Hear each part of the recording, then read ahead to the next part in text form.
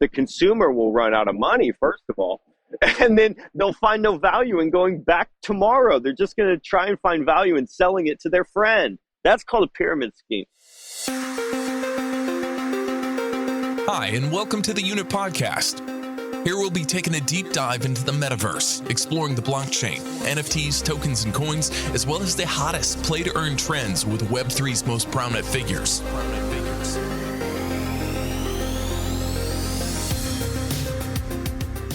Hello, everybody. Welcome to another episode of the Yunit podcast. My name is Craig Wilson, also known as the Derbied One, all over the internets.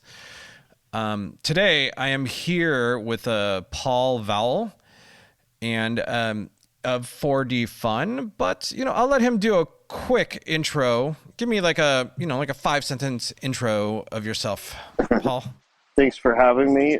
My name is Paul. I run a fun company called 4D Fun, which specializes in fourth dimensional content.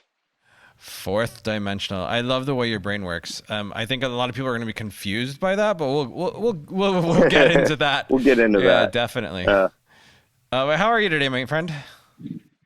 I'm fantastic. I'm actually at a beautiful location in Hollywood, at the Hollywood Forever Cemetery, looking for a plot to throw a party at. Oh, nice. For like the launch of 4D Fun? Yeah, there's going to be a lot of release throughout the summer, and at the end in October, we're going to have the full alpha release, and it will also coincide with the party that we're going to throw here. That's amazing. Yeah. Man, I won't be in town anymore. I wish I could go to that. It'll be quite the event. I'm sure. I can only imagine. So first, as the audience is getting to know at this point, I'm really, really, really about the people in this space. Because in my mind, when it comes to the metaverse, the NFTs, just Web3 in general, I don't care if you have the greatest skills in the world. I don't care if you have the most amount of money in the world or the most connections. I really want to know what you are like as a human being.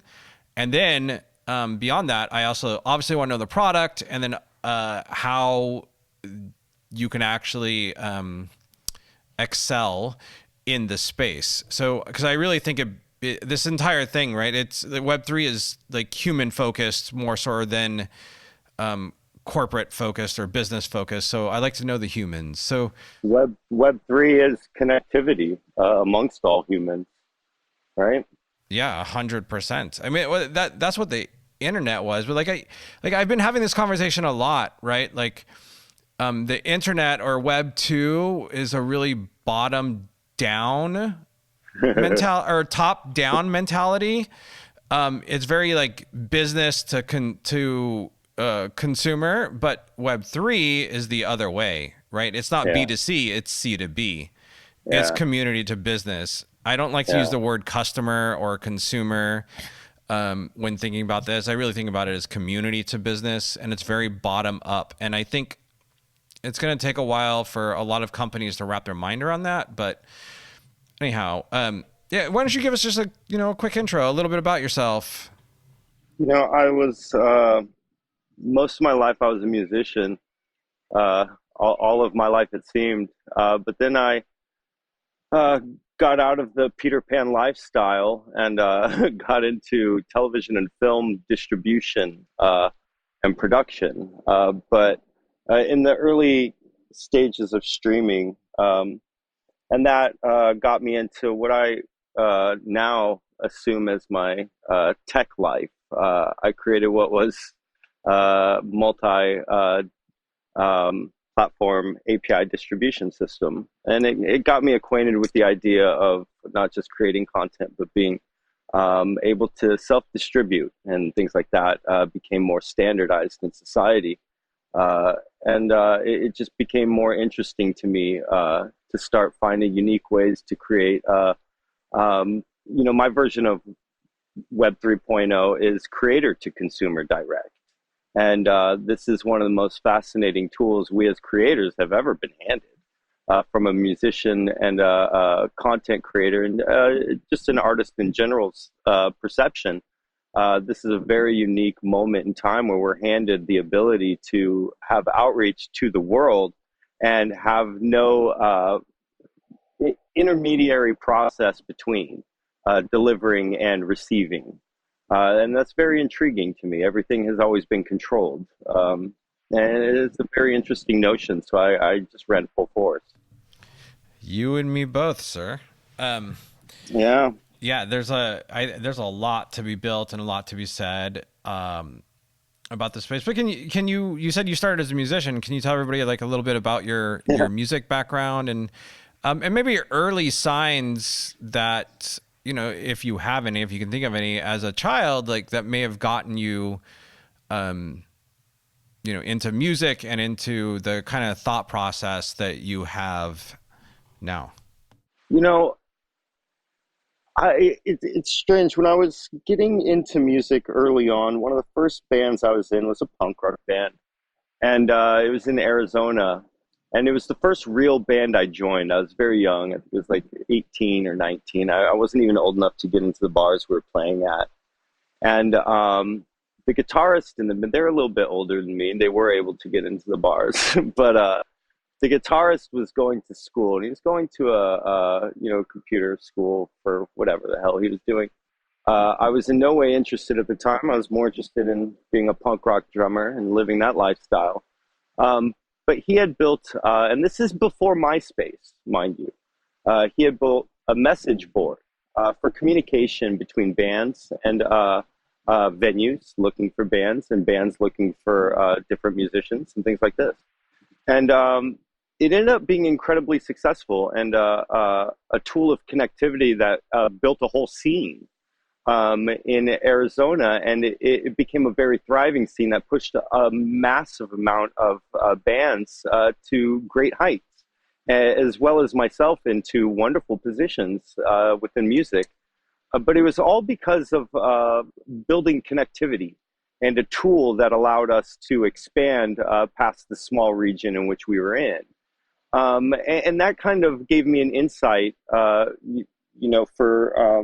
that held within my music career, that there was a special part of music, the community building part, the scene building, the Seattle scene and the Nirvana and Pearl Jam explosion, define the way people dressed and the groups that people hung out with and so on and so on and so on.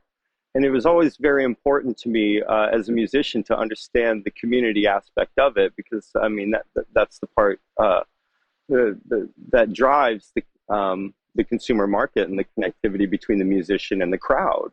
Know your audience, right?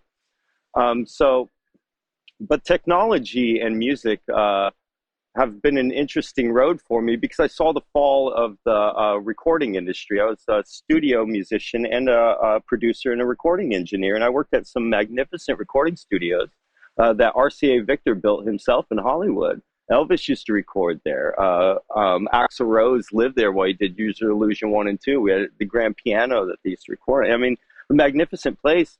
And then I saw the G5 enter the equation, and Pro Tools brought out the Digiboard, which allowed you to work at home in a way that was never, ever imagined before.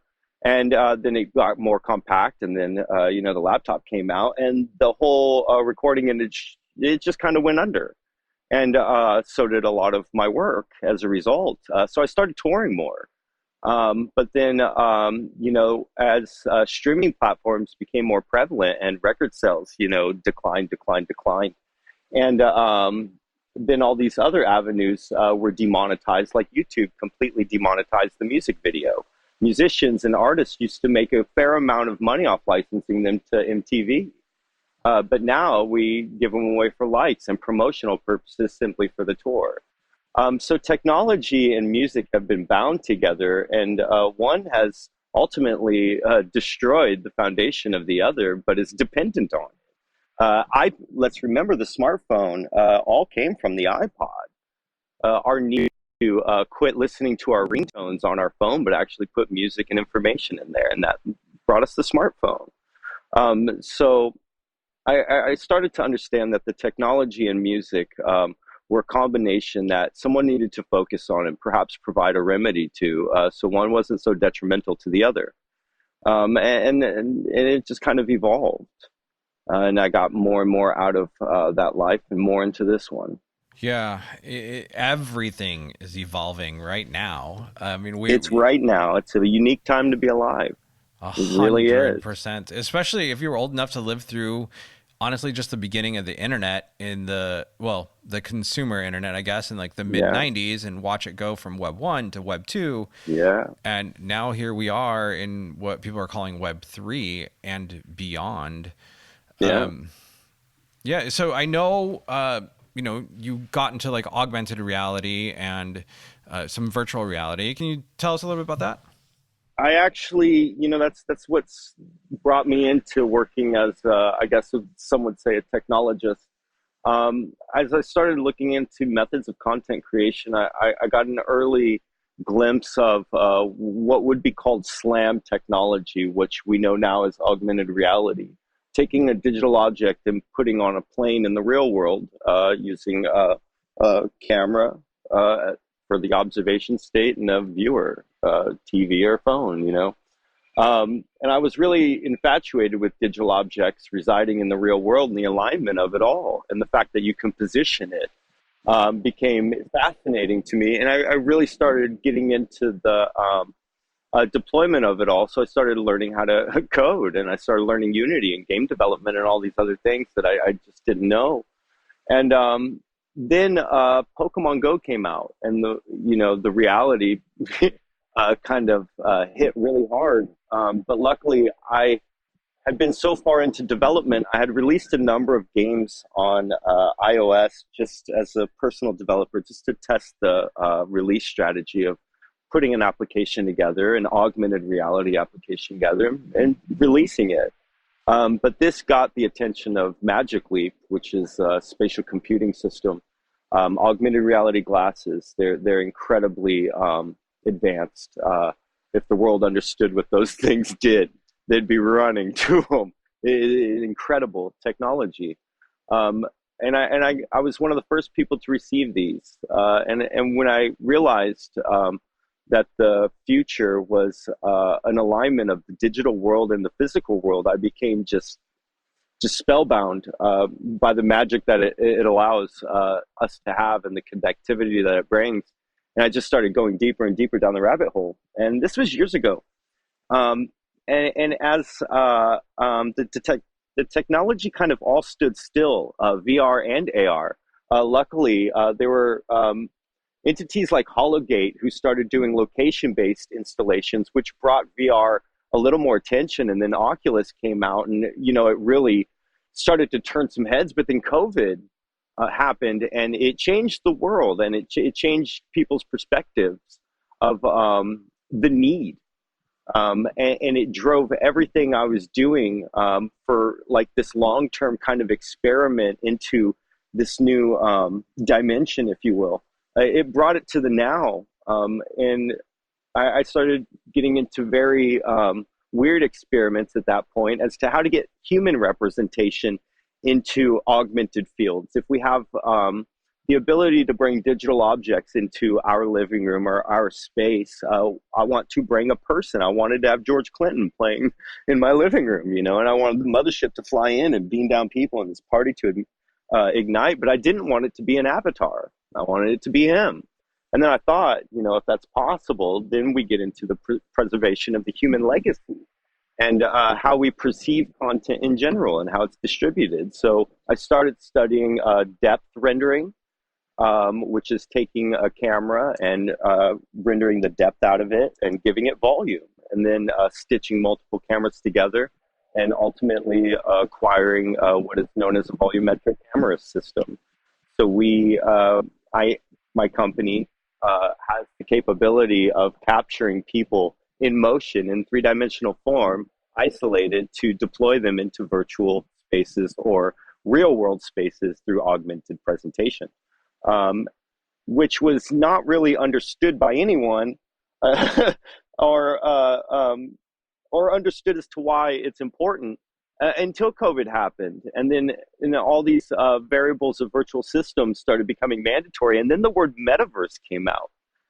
And anyone who's been working in the VR space or in the game world, I mean, is very familiar with the idea of shared spaces. But metaverse gave a new meaning to a shared virtual space. It's still the same thing, right? I mean, World of Warcraft is a metaverse if you really want to bring it down and quantify it. These systems, this notion has existed for a while, but that word, it just gave a whole new perspective to a general audience who was confused by the notion, right?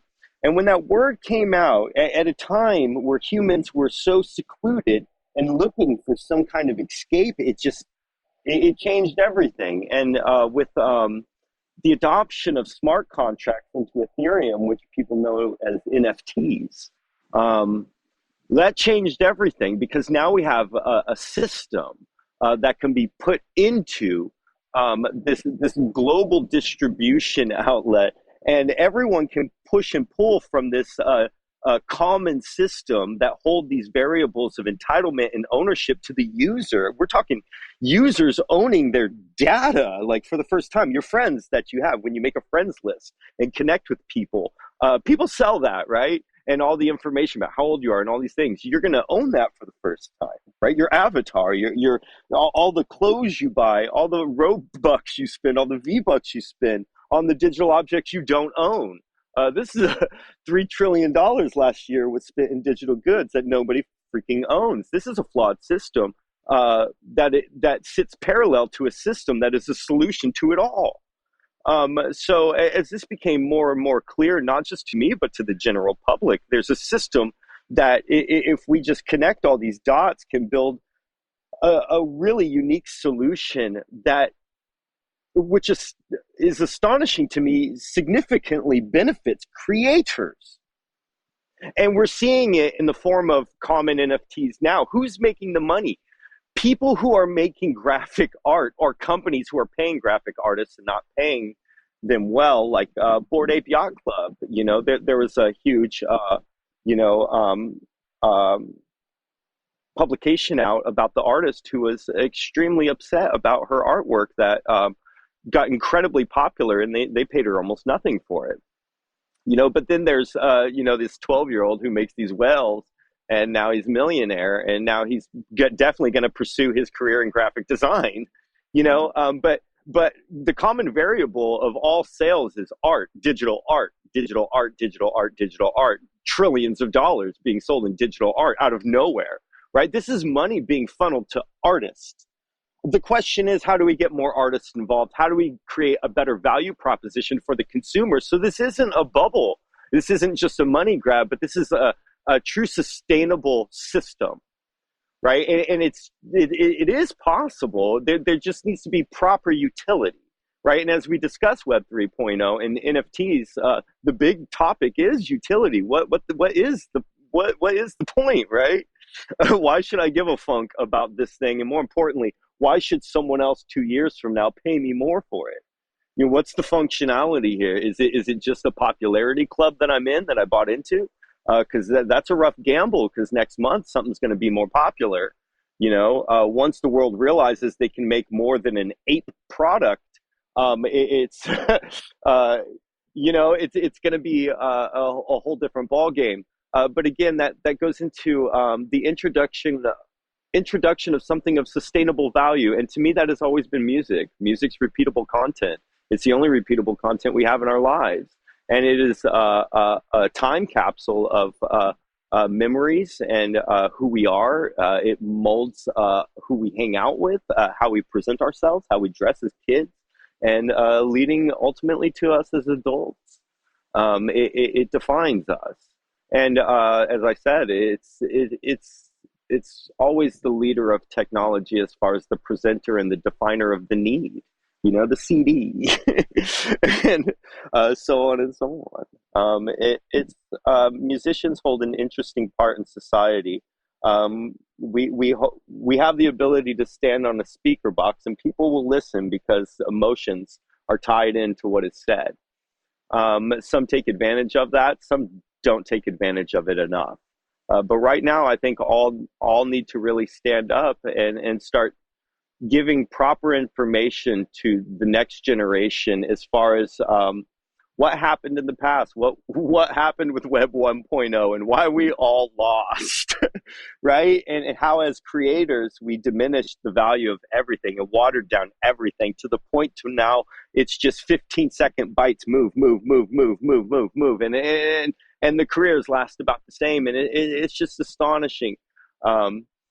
And then the mindset towards the ambition of it all. I live in Hollywood, and I see everyone is the next Instagram star, and it baffles me as someone who's lived here for a long time to see great ambition dwindle down to such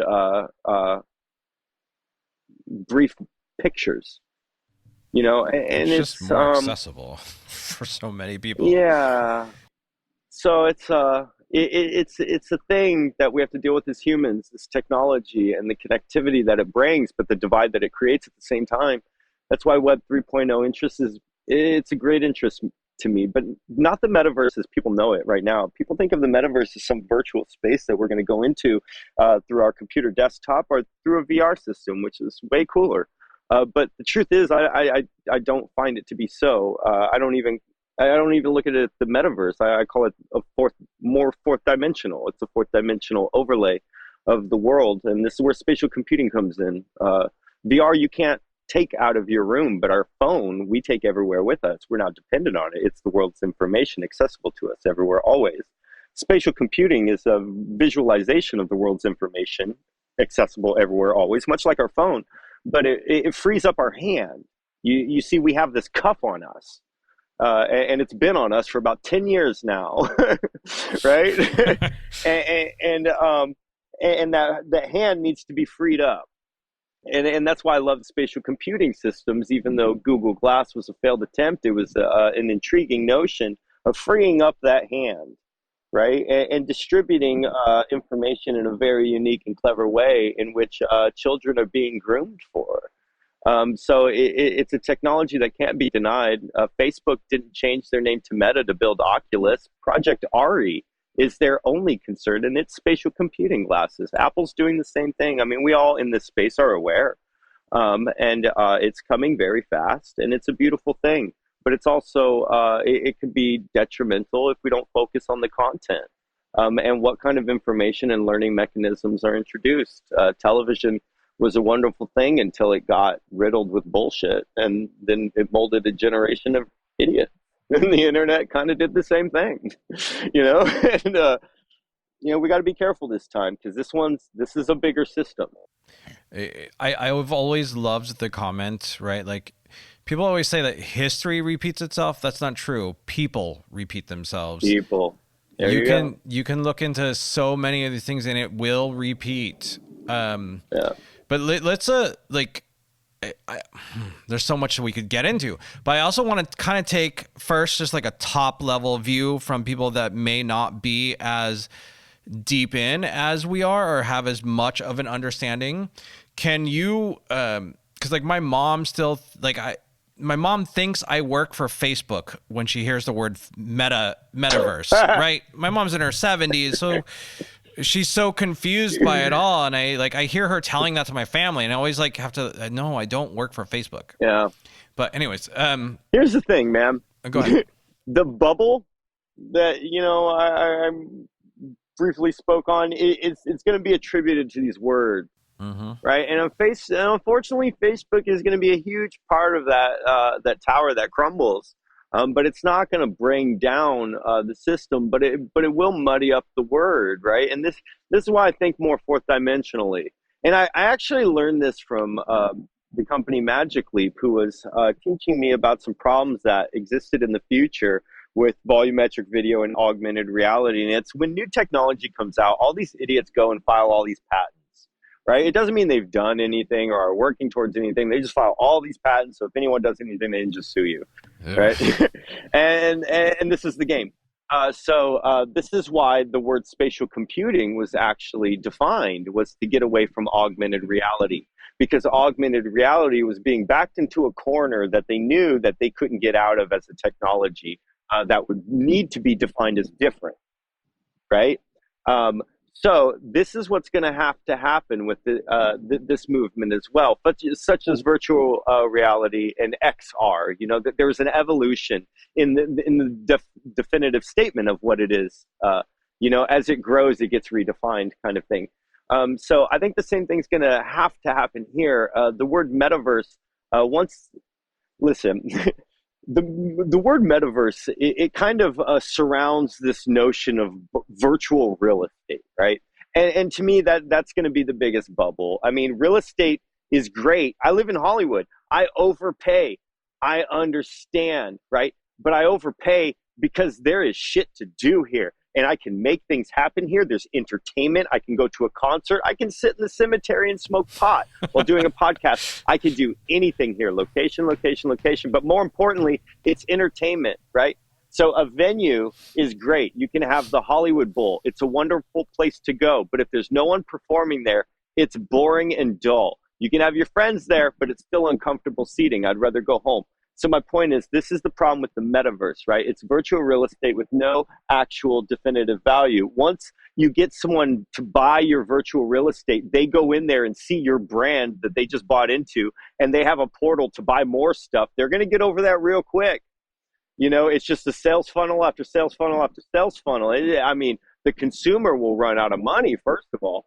And then they'll find no value in going back tomorrow. They're just going to try and find value in selling it to their friend. That's called a pyramid scheme, right? Now, but if you had virtual real estate that actually had shit in there that I would go to next week, not just today, but again next week, well, that's entertainment, right? And that's music, right? That's a concert. That's another concert. That's another set list. That's another album. That's another song. That's another comedian. That's another sketch comedy act. That's another TV show. That's another movie. You know, it's a continual distribution of content within these virtual systems. And as we've seen at like Canes and South by Southwest, VR content it's becoming more and more prevalent in these arenas because more and more content creators are understanding how to produce storytelling content within these environments, adapting from editing film to working in video games. That's a big jump. That's a whole nother degree you need to go to school for, right? So, and a whole nother team that costs millions of dollars to develop for, and a whole nother strategy. The video game industry is used to focusing on one product every 5 years and refining it to put out. The music industry will put out 100 albums a year, expecting one to sell. Film industry will put out 1,000 films a year, expecting one to be a hit, so on and so on. So it's different strategies, right? It's a more refined process when we think about the gaming industry because the overhead, the burn rate is just astronomical. You have massive teams working on extensive code and all these worlds being built by multiple people and all this shit. It's a lot. But when you break it down, once you go in it, and when the process becomes more simplified, for instance, like Minecraft, right? When my son can just go in and build this space and it stays persistent and you can lock it into blockchain and it could be sold and traded as a virtual space, that's fine and that's great. But what good is that virtual space? Okay, me and my friends can hang out in there. Okay, what next? Okay, you could cheat each other. Okay, what next? Because that's just Call of Duty. What next? There has to be some kind of continual entertainment that brings us back, like it does to the TV. The reason we come to the living room, we keep going back to the TV, and it gets bigger. It takes up more space in our living room. We make bigger living rooms, more comfortable couches to occupy that space in a more comfortable manner, right? Because of the content, right? Concerts, the venues get bigger, get more intricate, light shows get better, all of this because of content, right? You don't have to go to a concert. I got this shit on my phone. Why do I need to go see this band? Because it's an experience. Yeah, the experience is what's key. There you go, man. So the experience needs to be the focus of the utility of the metaverse. And until that experience is really, truly defined, by like Disneyland, man. I have an annual pass. I go once a month if I can. And because it's an experience. I've ridden every ride and I hate standing in line, but I still go because the environmentals, you know, the people, the the look, the aesthetic, the way it makes me feel, and the energy you get going on the rides and playing the games and so on and so on. It's the experience. That's what the metaverse is missing. Right now, it's just selling a brand for people to go look at your brand. That's a flawed fucking system. Yeah. And that is the bubble. And it terrifies me because it's the foundation of our future. And we're just fucking it up off cash grabs.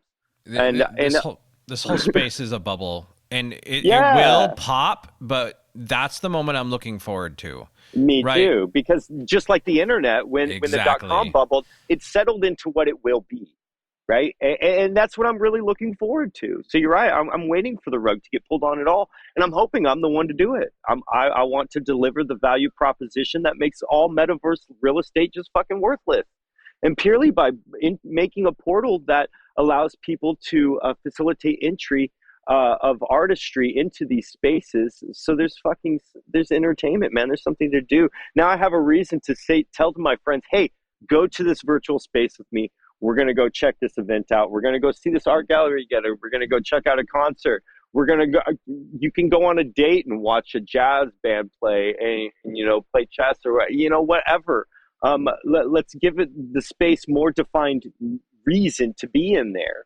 A number of VR games in Oculus took off instantly and got massive raises in their valuation, such as Rec Room, simply by just opening up space and allowing people to interact and creating tools for those interactions and a reason to come back tomorrow.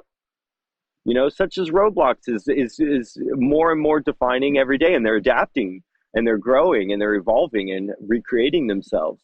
I don't necessarily agree with their alignment with Spotify. I think artists just lost again. But it still is an attempt to adapt into more industry and make the space bigger and define what this metaverse is and its entertainment, right? But Roblox is a stepping stone. The kids are going to grow out of it. They're going to get bored like we did of the games we grew out of. They'll become nostalgic and a remembrance, and they'll have conventions about it and shit. But the next thing needs to present itself as far as these spaces, and it needs to be built with interoperability so the user starts owning what they buy in these spaces so they can transfer over, own their identity, own the things they buy, and move on 100%. To whatever comes next. I remember one time when I was at 40 Fun, I heard you say something that really just kind of changed the perspective on my viewing of NFTs, and that was, if you can own your NFT but you can't take it to another blockchain, do you really own it? You really own it. Yeah, 100,000%. But let's pause and let's actually begin to talk. I think this is a good transition to talk about 4D Fun and what. I know you're building pretty much everything you were just talking about, but let's give a high level view first, and then go into deeper about the intricacies of what you are doing there. So first, tell everybody, what's the elevator pitch for 4D Fun? 4D Fun is an umbrella company, what I call a less evil corporation, for a lot of things that involve a facilitated movement of artistry and technology, but in a more unified stroke. Me and some of my partners who have been involved in many creative spaces, such as the music industry, television, art, and film, and production in many different ways, we all understood that there has to be some kind of access point to start creating this future, right? Artists need to understand the tools, understand how to use them, adapt, and then we need to start redefining these tools. And volumetric capturing became essential to integration of music into these virtual spaces to get more than like that Travis Scott performance we saw in Fortnite, which is just a cartoon of him. That's just a cutscene from a video game. That's not the first virtual concert. That's not him. That's a fucking avatar. I'm sorry. And Justin Bieber and Wave XR was the same thing. That's like a 1990s video game. I mean, these aren't virtual performances, right? Because they're not real people. Those are an artist's rendition of movements that were captured through a mocap system. So volumetric capturing is the ability to take multiple observation states and stitch them together to create the 3D object that's in the center and in motion, frame by frame, right? And we can go up to 120 frames, 220, however many frames you want. This gave us the ability to start building a training model that would help clean this product, this three-dimensional output. And then over the past couple years, we became comfortable with allowing people to start using it. So we opened the doors to all musicians without cost or recoupables, just an understanding that they need to facilitate it a certain way, and that is through putting the intellectual property on blockchain and distributing it to their consumer via smart contracts or NFTs, eliminating a lot of their problems and eliminating our need for lawyers. But more importantly, helping to build this community of crypto pirates. You know, I believe in the crypto future. I'm not a fan of the centralized banking system. I am an individual who understands that there needs to be a change in the way we view how we do things and how we build our economic systems, how we build our countries, how we build our unification between each other and our connectivity as humans on Earth. You know, and cryptocurrency is a solid way, as we're learning in the Ukraine, to facilitate that. And blockchain and decentralized data is essential to getting it out of the hands of the greedy and the power hungry, and giving a more level approach to data is power, right? Data is wealth now. Data is worth more than oil. You know, data is everything these days. The human knowledge is what, the collective knowledge of humans should always be the objective, right? And this is what we're building. Not a lot of people understand it, but we're constantly day to day feeding into this system that is gathering all of our knowledge as humans, a collective soul, if you will. A mastermind is not an individual; it's all brains, it's many brains, right? And that's what the world is building, whether we recognize it or not, but a unified understanding of what we all understand, you know, and then that's terrifying to me because a lot of people aren't actually, perhaps thinking or even using their brains or learning even. But Web 3.0 and these new virtual systems, such as spatial computing, makes every moment of life learning. Whether you recognize it or not, it gamifies learning, and let's face it, that's always worked. Yeah, 100%. It's always worked. So Gamifying anything works. it really does, man. It's a great way to educate. It's a great way to entertain and educate at the same time, much like music does. We learn lessons by listening to the voices of these musicians and the things that they've learned, and we are influenced by it. I think we have an ability with this open forum, this virtual space, to start creating more platforms for idea exchanges, not like in the form of tweet arguments, but a more stoic philosophy approach, in a Roman time where people would literally such as we are now, just discuss and have an arena for that discussion, and maybe host common sense rebuttals, but an actual exchange of real information, not masked behind the phone, and these multiple identities we create, but one of transparency that you should hope to take pride in. I really like blockchain for that. I like Etherscan, the ability to look at someone's transactions and you can really see who they are in this field, and if they're just a new creation trying to pop off things, you can check someone's validity. It's like open credit. It's really interesting, though it is scary. It's a weird notion from someone who believes in personal rights and privacies. Without getting into politics. I've read 1984, and I'm not one to try and facilitate a movement towards that future. Right. But I really like transparency and clarity and truth. I really like that. as someone who's lived in America and many other countries, and I travel more often than not outside of. But we have a weird justice system on Earth, not just in America, on Earth, and it's faulty, right? And it's flawed. And humans are flawed, but we're only flawed by misunderstanding. That's it, right? And rules and regulations that are a lot of times based off fear and misunderstandings and things like that. And we're seeing a lot of that in global politics right now. But the connectivity we saw with the age of the internet, we now understand each other more than we ever have before. We now understand how common we all are than ever before. I can see how people live everywhere, every day. I can see their habits are exactly the same as mine. They're infatuated with showing their friends their sandwich. We're all the same. And it's a unique thing that's being missed.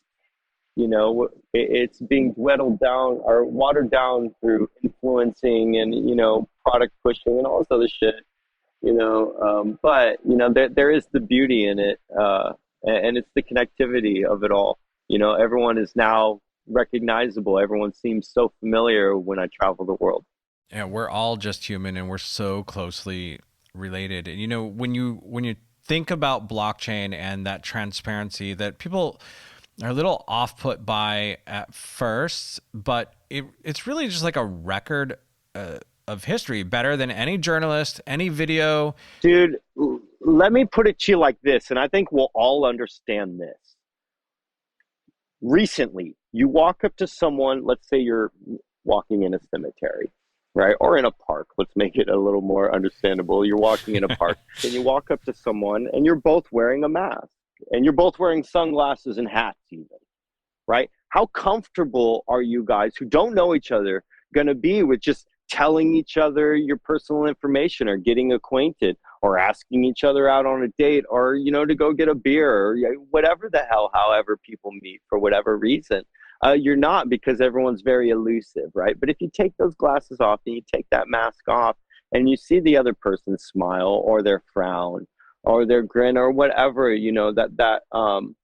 that connection, I really like Etherscan because I learn a lot about people.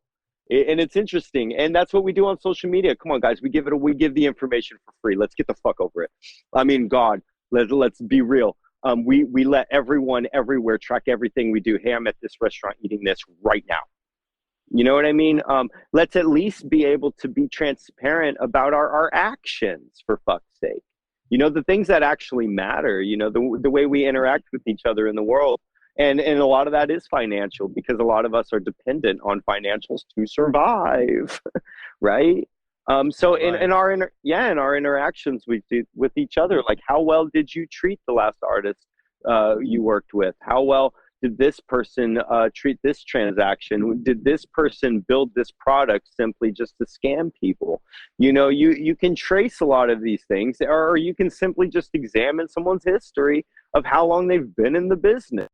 And that alone tells a lot, right? Especially as we're going into uncharted territories where there's a lot of money being lost, a lot of money being made. That's undeniable. But there is a ton of money being lost just because, people are getting floored. There's a ton of people that have made a bunch of money now that are going to lose it all, because a lot of these NFTs are going to go zero. And that's the point, right? And I'm a big NFT guy. But I don't want this technology to be wasted on a cash grab, because smart contracts. And here again, we get into just changing the word NFT. Oh, it's going to be such a bad word, but smart contracts. Smart contracts are what we deal with. We don't deal with NFTs. We deal with smart contracts. No, an NFT, non-fungible token, is just a non-amendable agreement, which is a smart contract, right? Yeah, but I always tell people that NFTs are software that artists get to design and create. Yeah, and it's just an allocation of funds. That's all it is. It's safeguarding intellectual property, and it facilitates the allocation of funds attributed to the intellectual property. It says if subject A buys something from subject B, this is how it happens. And you define it. I mean, that's powerful. That's so powerful. I love it so much. And it's safe for redistributable purposes. That's residuals thought into the equation. And this is what concerns all artists. Imagine a painter, who sells a painting at a gallery to me. Okay. And let's say I buy it for $10,000, right? But I buy it with an understanding that I can sell it to my friend Brian for $100,000, right? But the artist doesn't benefit from that whatsoever, right? Yep. This is where we get into the middlemen and the business of it all, right? And this is where people start to take advantage. And this happens in every form of art. And this is what we start to eliminate. And then, who collects the money? In music, we have BMI, ASCAP, and other entities that monitor and safeguard your residuals and whatnot. But this is a flawed system too. And there's no reason anyone should be collecting for you. You should be. And you shouldn't have to audit. We're past that as humans. We have such amazing technology. It should just be transparent. You don't have to audit if it's truth. And that's what blockchain is. It's truth. Yes. You don't need to audit truth. So a lot of people are out of business. Yeah, a lot of lawyers are out of business. A lot of people are out of business. And it's all these people who hide the truth for a living. Their job is to muddy the truth because they have a job. A perpetual shit so people with shovels can exist. It just doesn't make sense, So I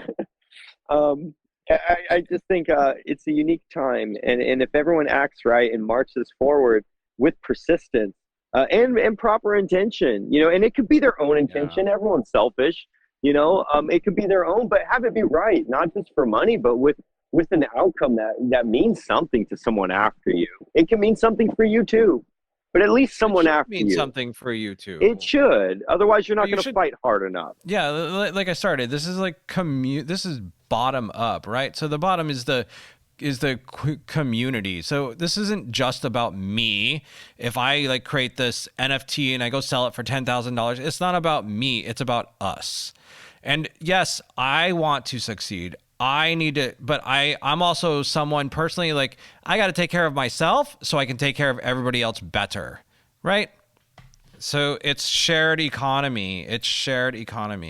I'm going to take this in just a slight different direction because I don't know if you have heard about this, but knowing a little bit about you, you might have some thoughts on it. Have you heard about, the lockdown in Singapore, right, is apparently horrendous.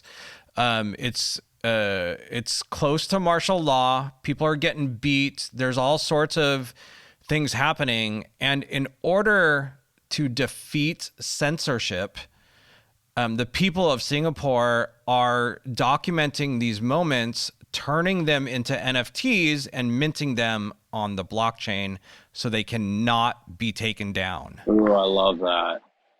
Yeah, it's a very interesting use case. Has no financial value. But it doesn't have it could. To. It could, but it doesn't have to. It's more about data. Yeah, it's not. It's about documentation, right? It's about truth. Let's all it's about truth. History and the burning of the Library of Alexandria. When all the world's information was lost, everything we had learned for hundreds and thousands of fucking years, when they burned the Library of Alexandria, it was gone. It was a great reset in human knowledge, all of it. We need to build a better arc, if you will, for what we've done as humans, for what people before us have done, and how to continue moving forward and not reset again. Right? And blockchain's perfect for that. Perfect. Yes. And it can't be manipulated. That is what is beautiful. Yeah. Right? It can't be manipulated. Yeah. I love it, man. And so I love the idea of just documenting moments, documenting those truths. And, Viva la revolution. Yeah, there's so much we can do here. What it boils down to. And with Instagram's announcement of NFTs, and I have my feelings on that, but the use case in Singapore, right, might be the perfect. I'm all about it being standardized. No matter Yes. what, if Instagram adopts, it's just standardizing the technology, and that I'm all for. Whether or not they know it, it's our back door to win. Yep. Yep. 100%. And these big guys who are biting off this fucking hot word today, it's going to be their ultimate demise. It doesn't matter. It really doesn't. Facebook, Instagram, they can all jump in. All they're doing is opening the door for the Trojan horse. That's it. That's it. And there's no stopping it. Yeah. Because it's based off us. It's unified us. Yeah, it's going to evolve past Instagram, but I'm glad Instagram's getting into the game just to introduce it. Like, they can let them do the education. Like, exactly. Let them do the beginning level education, and as people get more and it becomes more widespread, it'll evolve past what is happening. Well, either way, if Instagram starts, they're going to have to. What people are going to be doing is getting more acclimated to having a wallet. Beginning to understand what an NFT really is. We win. Yeah. Either way, that's 100%. a win, no matter what. Get used to crypto transactions in general, and like, exactly. It's the gateway drug into the space. Yeah. Okay, we've got a few more minutes left, and then so let's go to 40 Fun.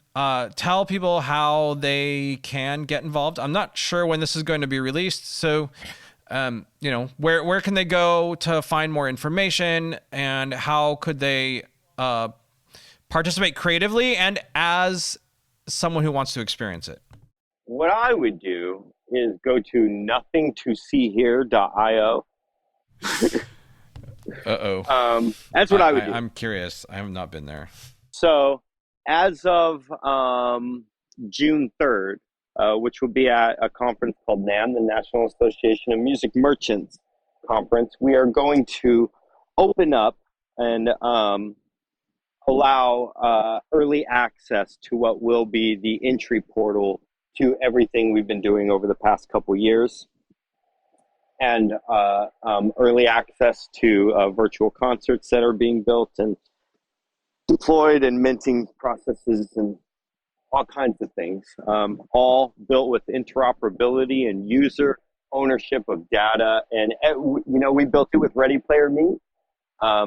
Great example of interoperability, and a company that's striving to create a standard that's open for all, that's made for the user, right?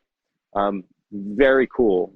So anyways, also Scenes, spelled with the Z, scenes.io, will be ultimately what we release by the end of the year. But secretly throughout the summer, we're going to allow people to use and access the system and start giving us feedback on their how they would help us mold it, because we built our own OpenSea.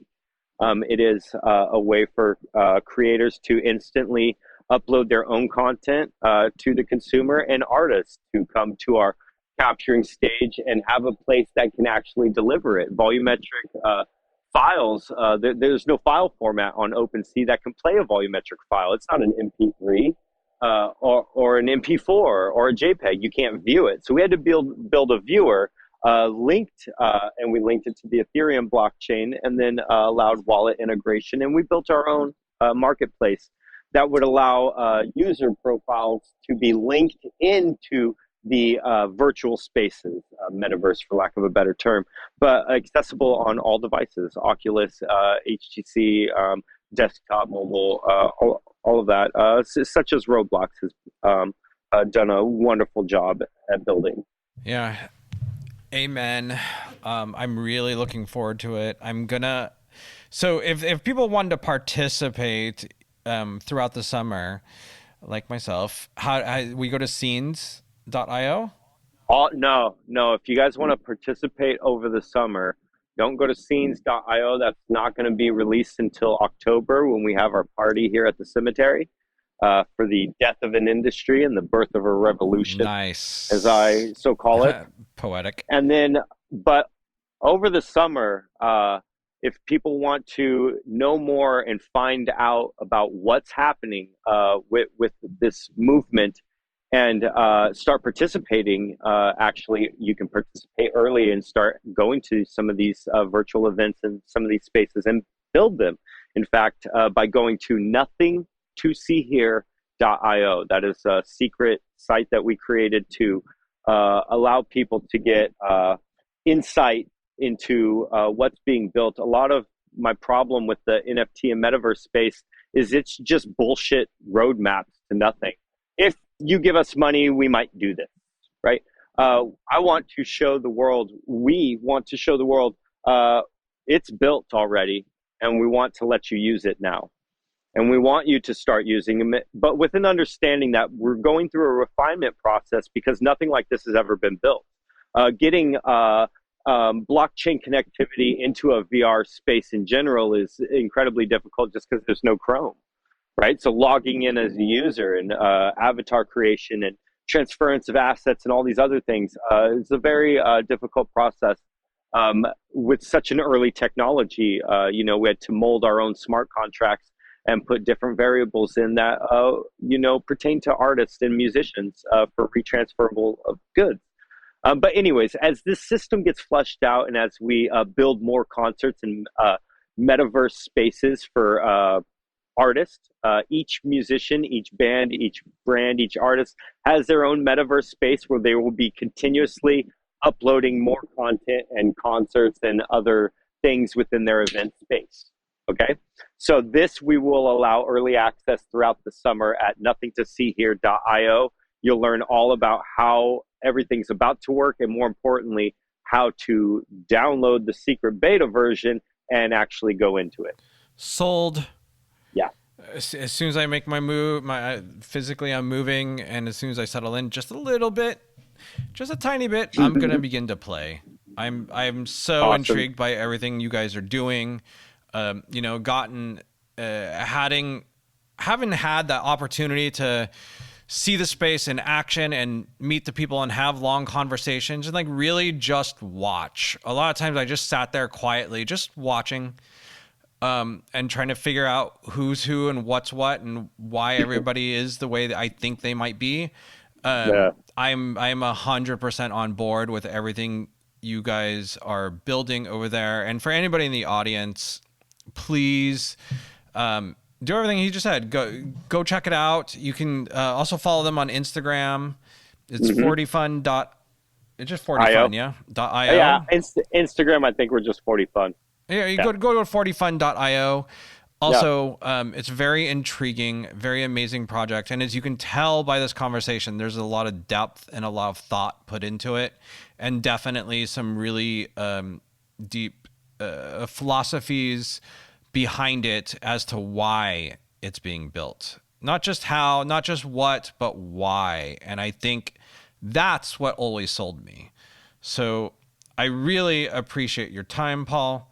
I'm going to try to actually get Brian on and get his point of view too, and maybe even Chris. Brian's fun. He worked for South Park. Yeah. He's got a lot of interesting stories too, I'm sure. Yeah, and I think it'd both be great, intriguing interviews. Yeah, so give me one last sentence, one last thought to leave everybody with, and then we'll roll out. The digital age will be remembered far more than the Industrial Revolution, so I think we all need to play our parts very wisely. Well said. And for those of you that have heard me before, if you know what I'm about to say, please say it with me. Be a nice human. Oh, please. Peace, y'all. Please. I love you. Thank you for listening. Thank you very much.